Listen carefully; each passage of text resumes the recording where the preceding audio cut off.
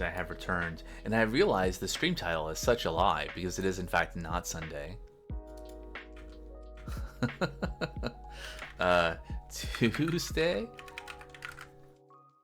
People will think I don't know what day of the week it is. Anyway, we're back. We're gonna do things. So the idea here is that we're going to have this variable that's keep original effect range to handle buff stacking, and then this list of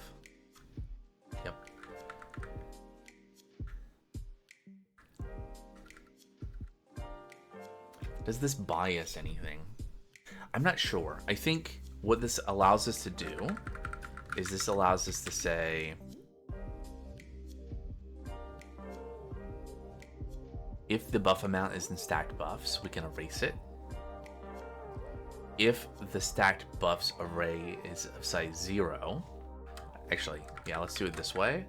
Right, so what we're gonna do is we're gonna say, hey, here is all the different buffs that have been applied. We need to remove one. Rather than keeping track of who applied what to us in what order, we're just gonna pick one that's of that amount and remove it. And that will leave us with some number of buffs. If that number is 0, then the effect range goes back to the original effect range. Otherwise, we use stack buffs, or helper function, to calculate what all the stacked effects on top of the base range are.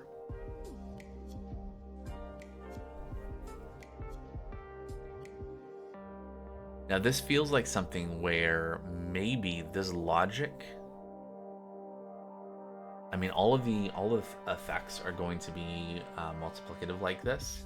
Maybe this is logic that needs to live in the base class as well. And then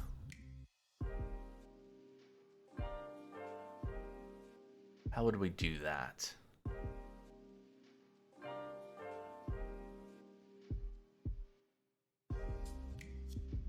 Yeah, maybe so. Maybe so.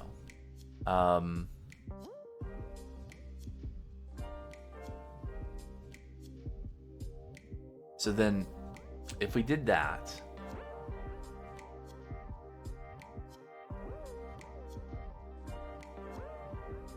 actually, this is maybe easier if we do it in the base class, right? Because in the base class, we have existing buff. Or not existing buff, but we have the buffs dictionary. We can get the list of all the buffs of a particular type.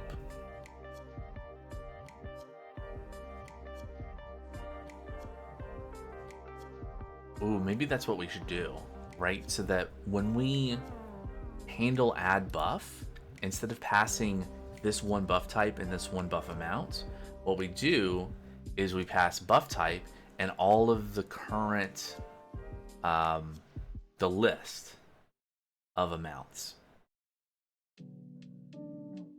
of that type.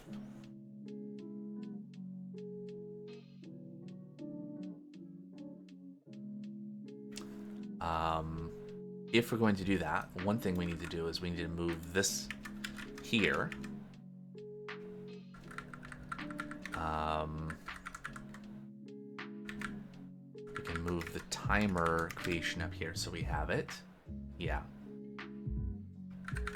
And then we put the things that we removed back in, buff type and buff amount.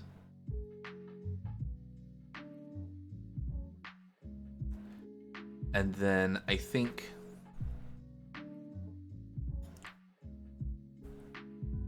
handle add buffs and remove buffs becomes what we do here.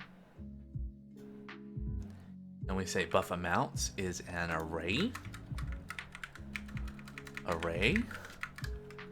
of float. And then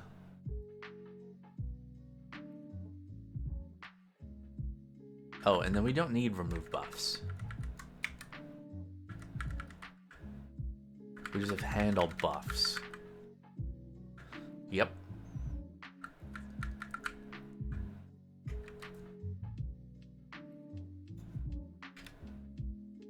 var buffs equals. Yep, we do that.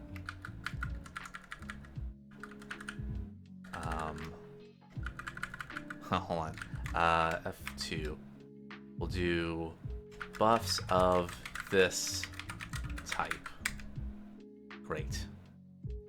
Except, yeah, that broke things because that shattered the thing that we already had, so I got confused.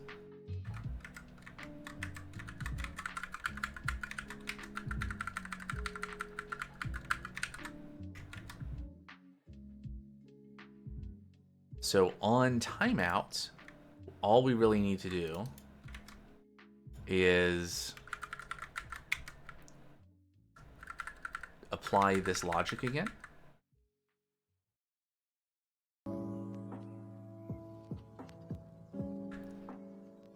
So we'll create a helper function here, get buffs of type.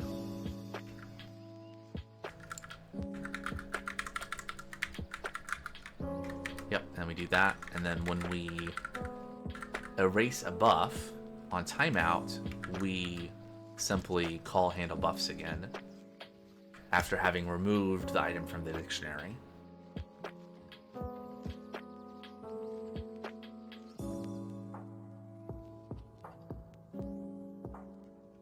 So that means that then the child nodes that implement handle buffs doesn't need to keep track of things to apply or to remove or anything like that. Instead, like in ranged obstacle, handle buffs gets updated here. Amounts, an array of float, and then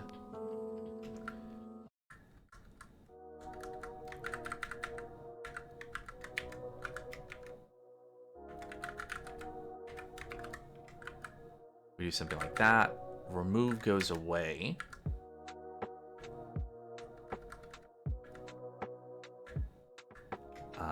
Yeah, amounts.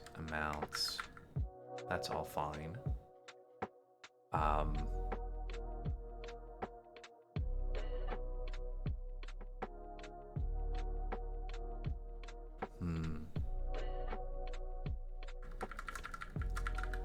on, let's do this. So what we can do is we can say, yeah, we don't need to keep track of this anymore. When we enter handle buffs, if original effect range is null, and set it to effect range. So we are preserving the original value. And then what we're going to do is actually, let's move that in here. Right?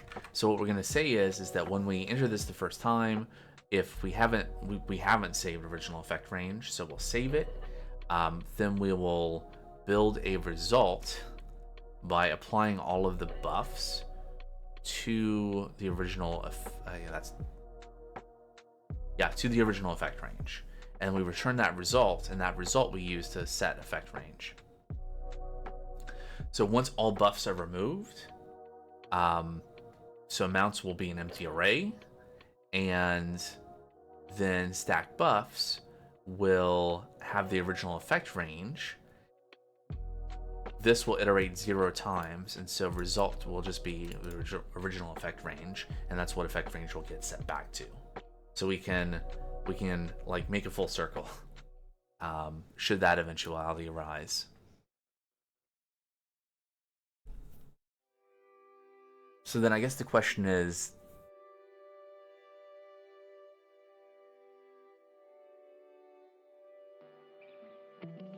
can we move even more to the base class of like the stack buffs thing?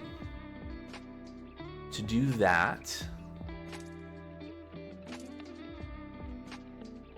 we would need to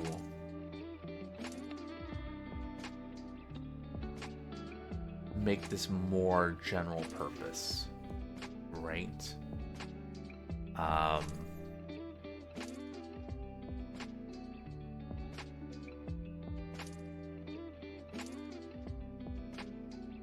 which we could do. So if we have buff type,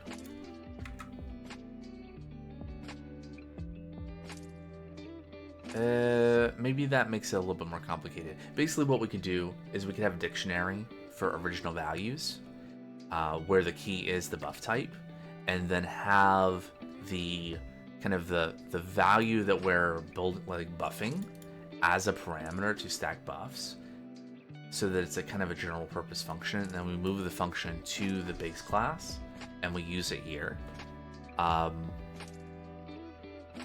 Let's do this. Made some changes. I think those will work.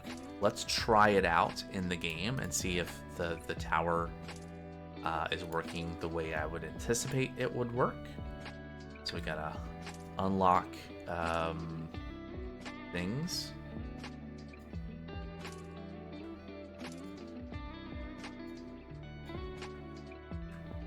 And range amplifier. And so if we build a turret here,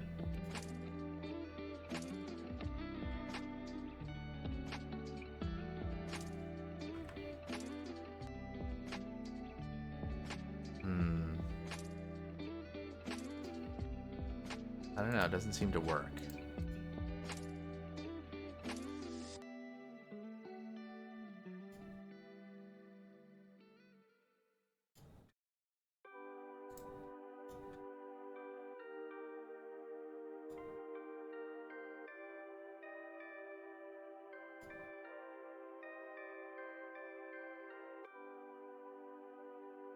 Yeah, I can't hover over things anymore either. It's like the,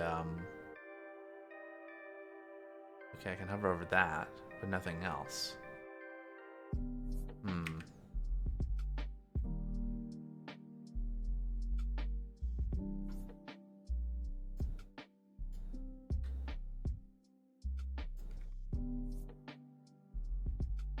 That's strange.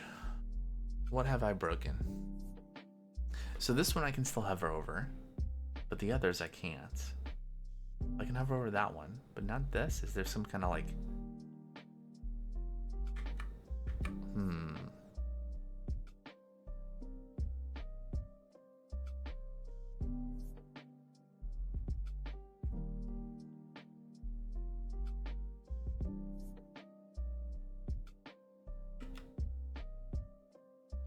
We might need some logging.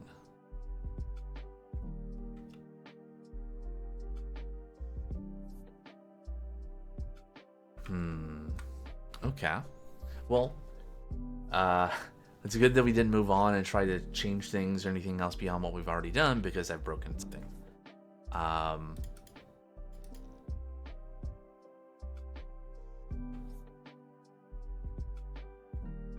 So buff here should just be...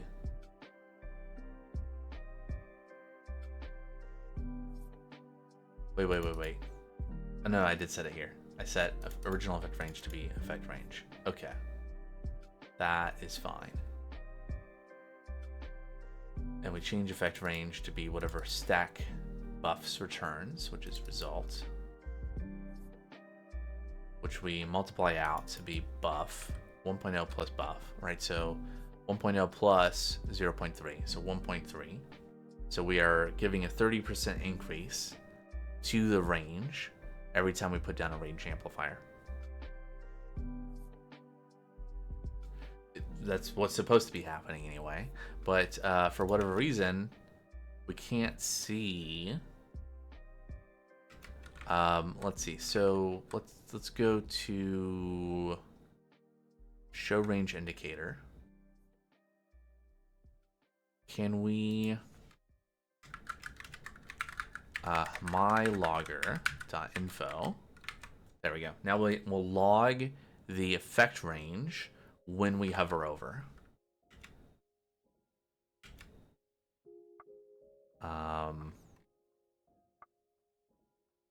15.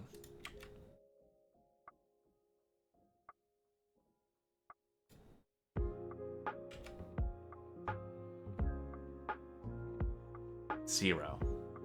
So somehow we're getting a 0, and that's why that's doing what it's doing. I'm not sure why we're getting a 0. Let's switch this to debug. Why is effect range 0?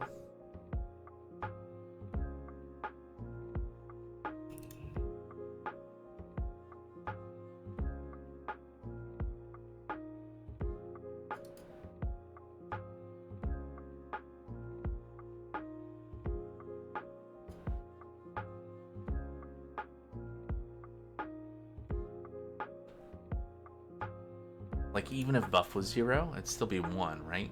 It'd have to be -1 for this to be 0. Like, multiplying into 0 is a way of getting to that. If original effect range was somehow 0 in the first place, which should only be the case if...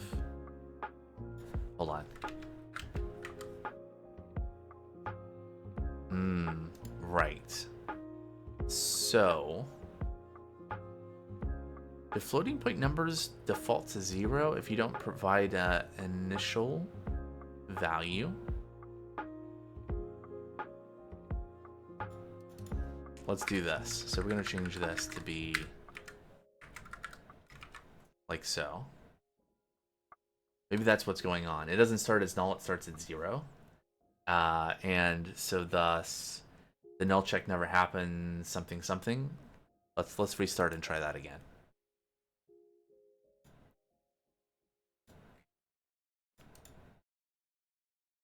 All right, let's unlock the Overcharger and then unlock the range amplifier and then put down a turret and then a range amplifier. There you go. And then may I have another range amplifier and then another one, and give me free scrap. Give me all the range, please.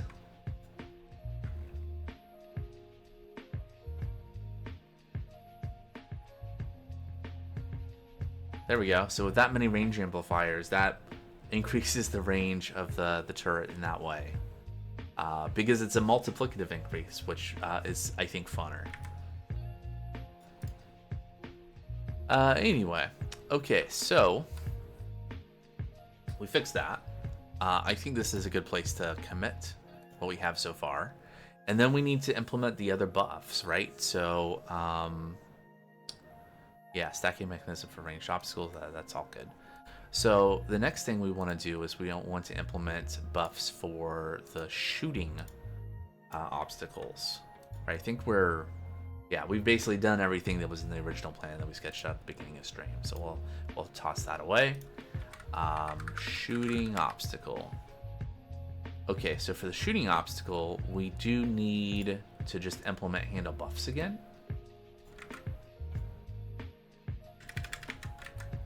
Right? And so I think one thing that we need to do is say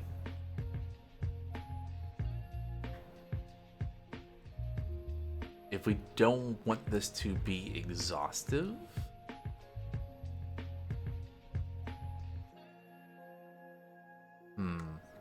yeah, okay, so we'll do that, and then yeah, detection range we could buff as well. So super handle buffs, right? So then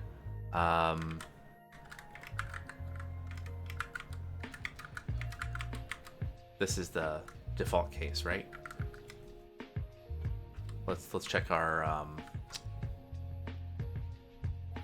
let's see, match a match statement.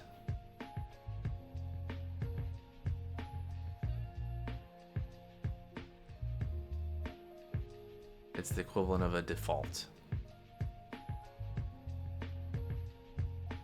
So it doesn't match any of the other cases. We'll just call super. Okay, so for the case where entity buff obstacle buff type dot what are our options? Attack speed. We're gonna do something. If we have attack, if we have an attack component, we can do something. If it's the other thing, not range, but attack speed. No, not attack speed. Damage. Yeah, damage. We'll do some things, right? And then if it's anything else, we'll delegate to the parent, which in this case will go to the range obstacle and handle that case. So I think a lot of this is where maybe this ends up being very similar, where we just do something like this. Let's just do it the copy paste, just like the naive way, and then we can refine it, right? So this will be original damage and original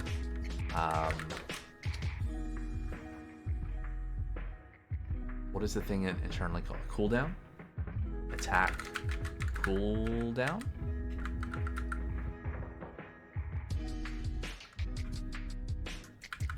So we can do something here where we do like damage buffs, and then we have to like copy that, paste that, paste that.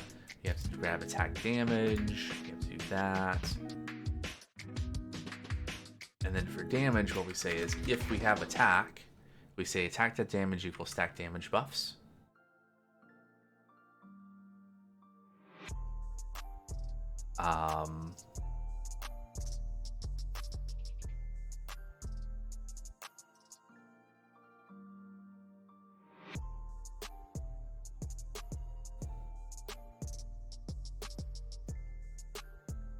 I don't like having to make the same function twice. That's the direction this would go, right? Is we would make this function again, and it would be for the attack cooldown, and then we would call that for the attack speed buff, right?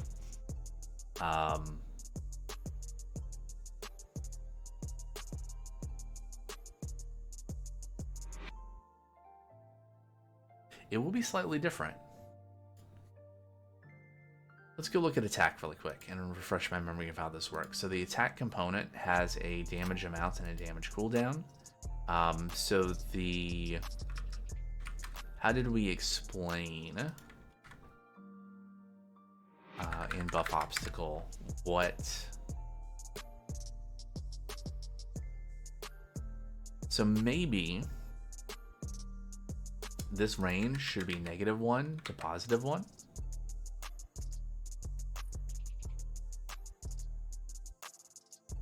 Right? Because we might have a negative value for some buffs. And then the logic stays the same, right? So then we don't have to have like a 1- buff. Then this code stays the same.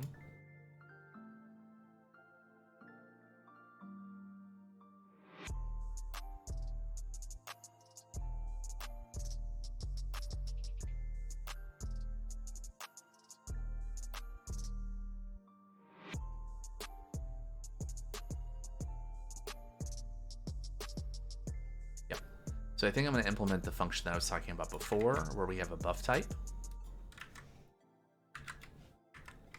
And then we're going to implement a var original values is a dictionary.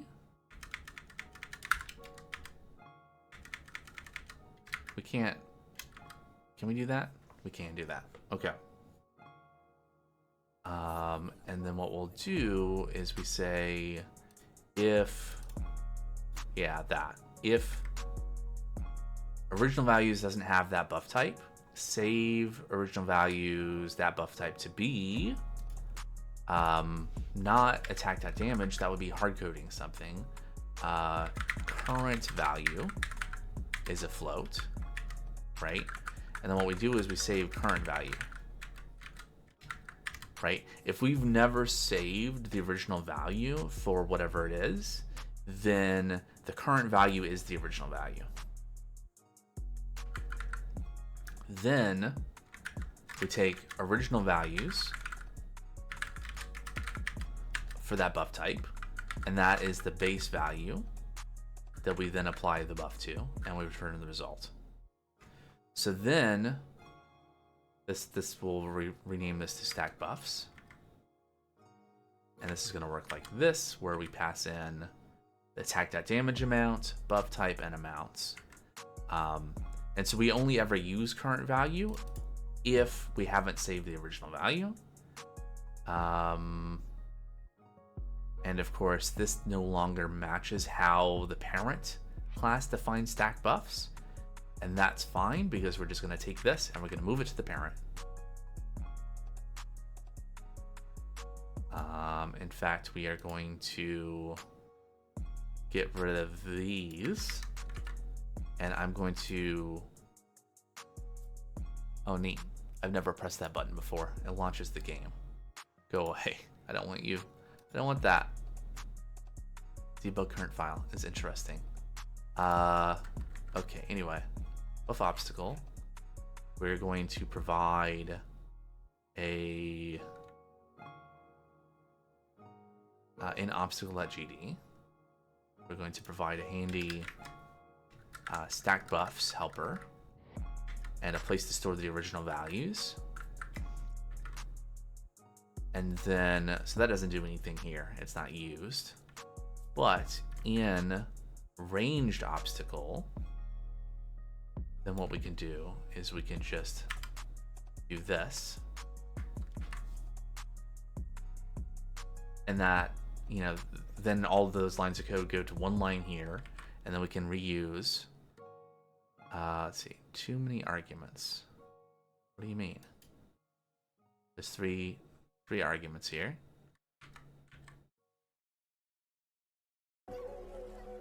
You're out of date. There you go. Okay.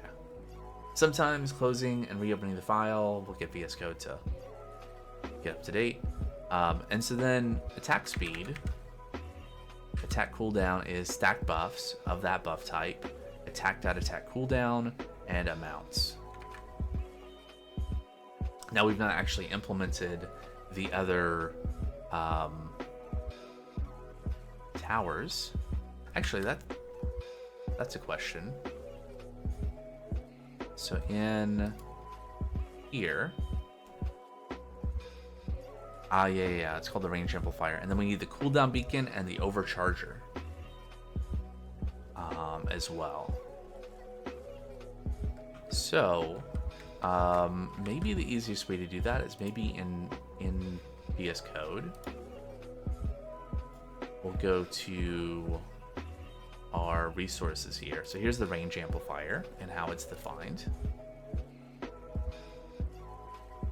And we can just copy, paste, rename. What did I call it? Cooldown beacon and overcharger. Okay. Cooldown beacon and let me paste again. Yeah, there we go. Overcharger. Overcharger.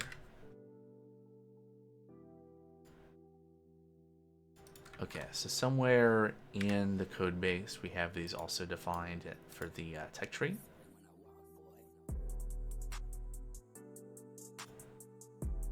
Yeah, cooldown beacon and overcharger.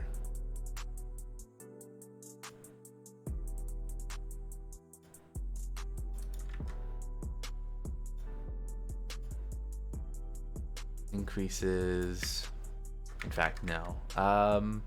Reduces attack cooldown for nearby turrets and other things. And that references cooldown beacon, and then overcharger. This becomes sup overcharger. Except this one,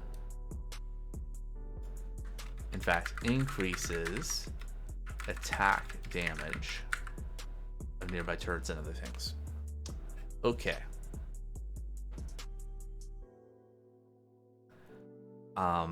So those resources exist, but they refer to the same scene, and that's not quite right.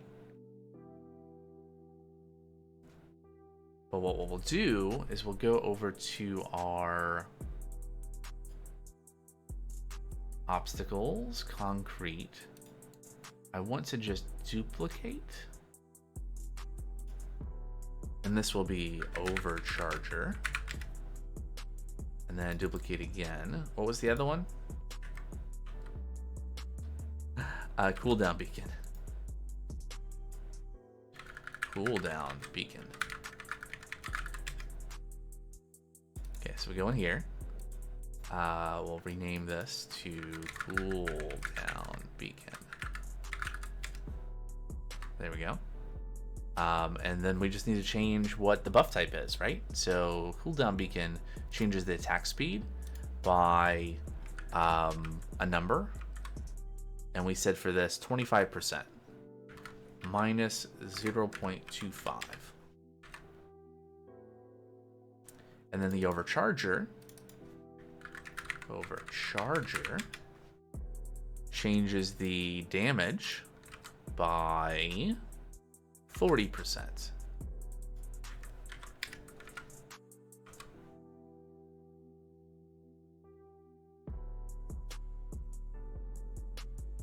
All right.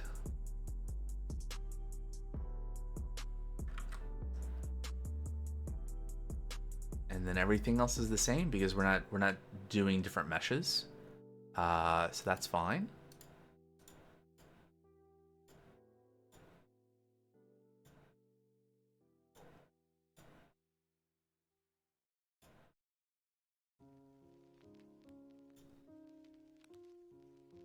And let me just reload the project to see that everything is loading correctly.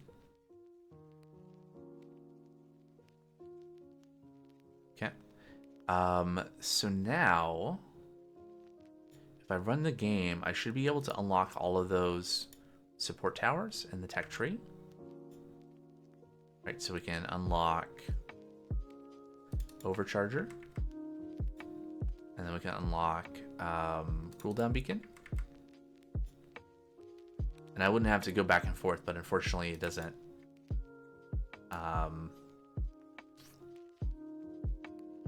It's those three, right? It's just three things. Okay, so now I have to unpause. We can set Cooldown Beacon, Range Amplifier, and Overcharger. So if I put down a turret, and then I put down Range Amplifier, put down all these things.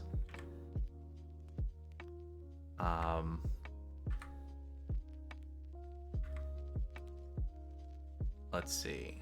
Cooldown Beacon, Range Amplifier, Overcharger. More Overchargers, please.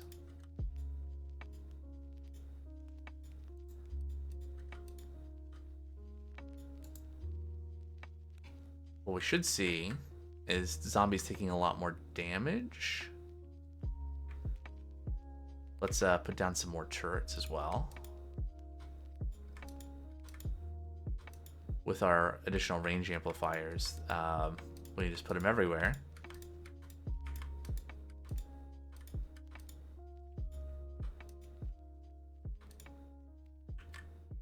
There's a lot of damage being had. I have a separate PR where I'm working on things that will show, like, oh, you got scrap, you get a little number that comes up, you get XP, you get you do damage, a little number pops up showing the damage done. Let's see, range amplifier, overcharger. It's 5, right? So we do enough of these, they should stack. And suddenly we're doing a tremendous amount of damage. Yeah, there we go.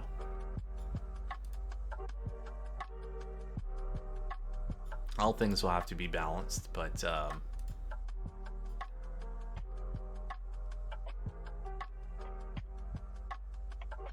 that's interesting. Why? I'm hovering over this and I'm not seeing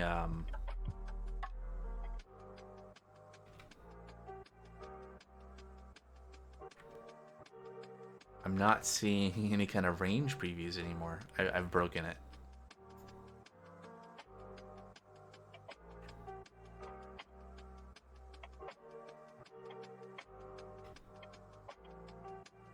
So there should be...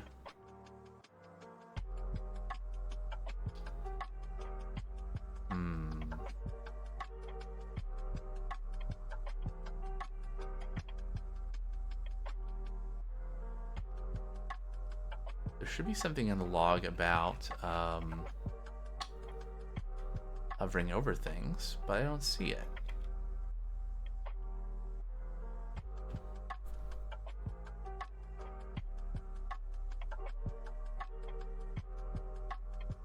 Also, there should be a lot more logs about attacking enemies. The fact there's not suggests that we somehow are not applying... oh, there we go.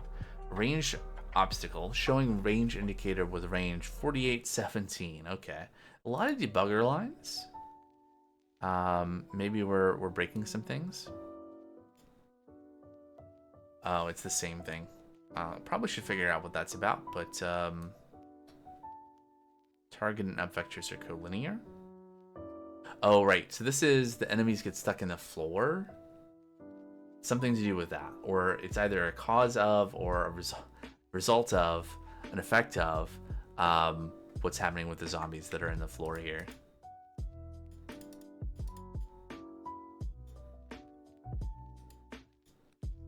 If I poke them enough, maybe they'll sort themselves out. But yeah, why let me take away some support towers.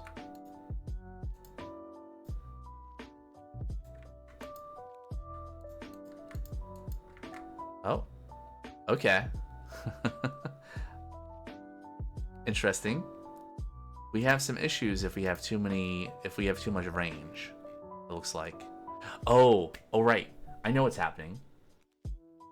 So, maybe a sphere is not the right choice for the preview because the height of the top of the sphere intersects and goes beyond the camera. So that might be a thing. In fact, let me put a thing on the list of stuff here to change range preview sphere to a cylinder.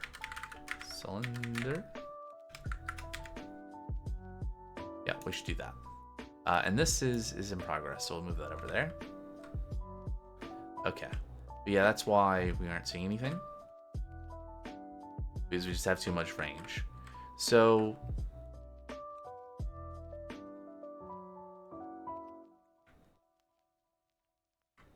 yeah.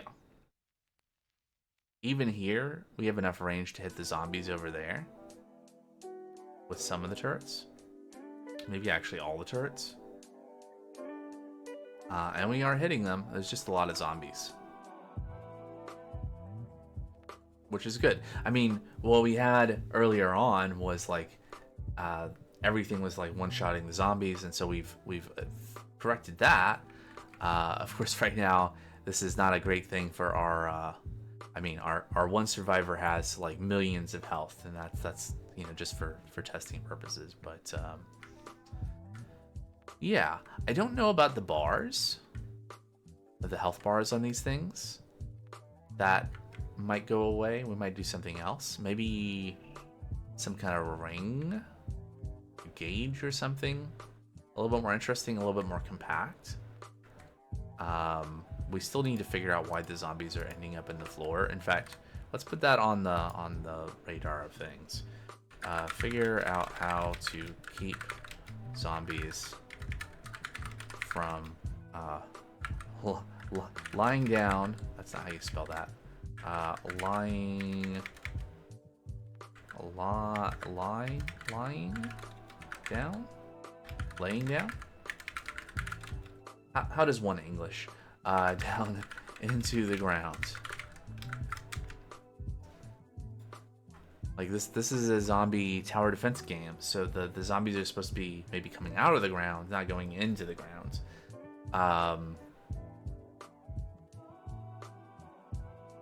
That could be a completely different game of zombie aftermath disposal.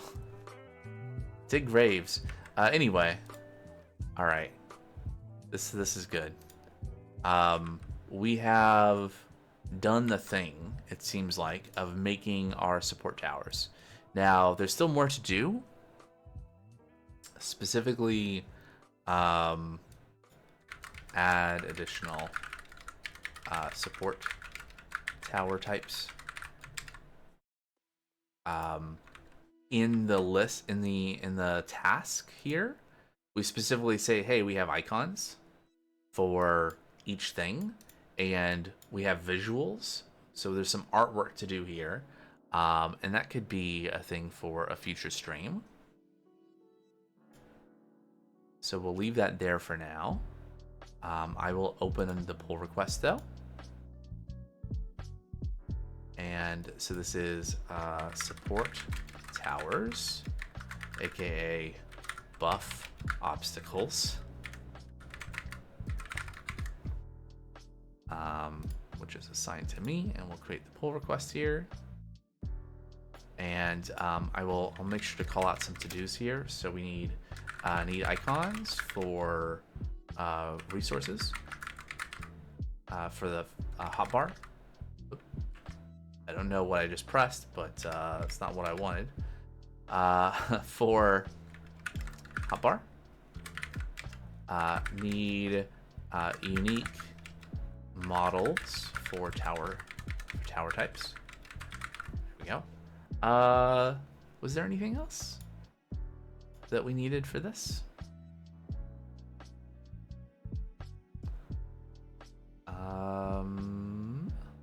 Yep. Ooh, particle effects.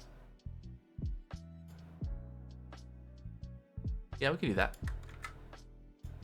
So we have some particle effects showing what active buffs there are, right? So like this tower is emitting a thing in its range, or maybe like directional, like because we already have a thing that shows like a range, but we could have like little lines of particles showing where lines from source to destination, something like that. And UI tooltip showing buffed turret stats on hover.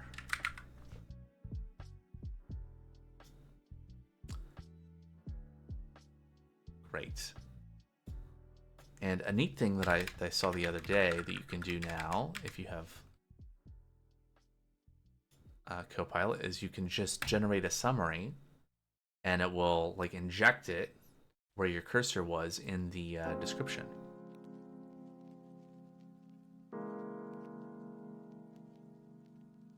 And it won't like overwrite anything, it'll just inject it. Now, will it be accurate? I don't know. We'll read the thing once we...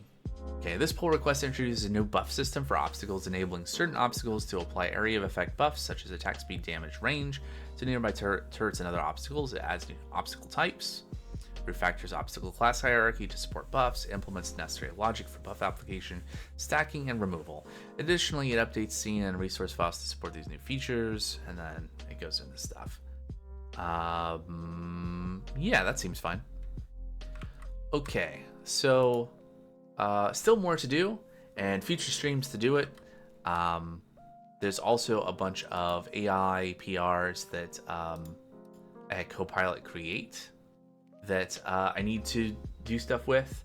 I just thought it would be less interesting to like review AI code for whole features on stream, so I might do that between streams. But you know, just chipping away. There's a lot of things to do, and a whole month to do it. So anyway, but for now though, I want to say first of all, thanks so much everyone for coming out to the stream today, and